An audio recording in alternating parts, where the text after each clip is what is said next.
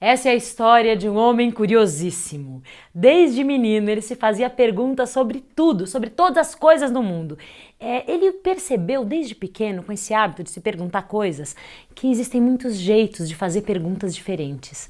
Tem algumas perguntas que a gente faz só para ter certeza se o que a gente pensava confere com a realidade. Outras perguntas são perguntas simples, perguntas cotidianas. E talvez as mais importantes sejam aquelas perguntas que a gente faz, que logo depois de falar a gente percebe que elas são tão grandes, tão complicadas, que a gente não vai encontrar uma única resposta. Esse menino cresceu e um dia ele ganhou o mundo e chegou num reino, que era um reino que passava por um problema muito difícil.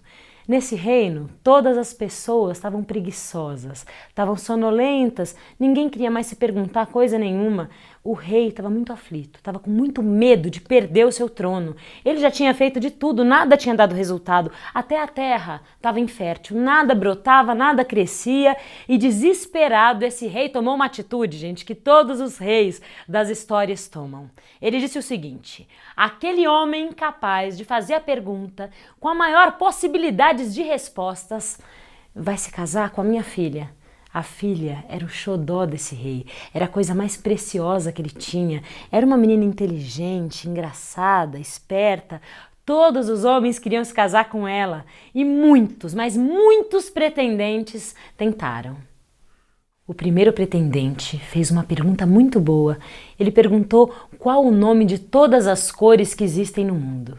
O segundo pretendente fez uma pergunta que surpreendeu. Ele perguntou o seguinte, gente: qual é a pessoa mais importante do mundo e por quê? Muitas pessoas se debruçaram sobre essa pergunta e perceberam que existem muitos critérios para a escolha de um homem mais importante. Então as respostas eram muito variadas. Mas foi ele, o terceiro pretendente pelo qual a princesa se apaixonou. É que esse pretendente era aquele do começo dessa história, era um menino curiosíssimo. Ele chegou no reino com muita simplicidade e disse: a minha pergunta é a seguinte, por que a gente se faz perguntas? Quando ele perguntou isso, o reino ficou calado 3 dias.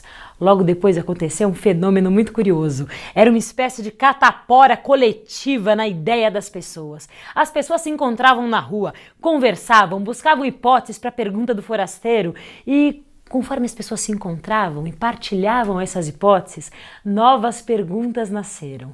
O rei ficou satisfeitíssimo, casou sua filha com esse homem e logo depois sumiu. Sim, ninguém sabia onde o rei estava. É que a pergunta do forasteiro tinha acordado alguma coisa dentro do rei. Desde pequeno ele tinha sido criado e planejado, projetado para um dia ser um grande governante.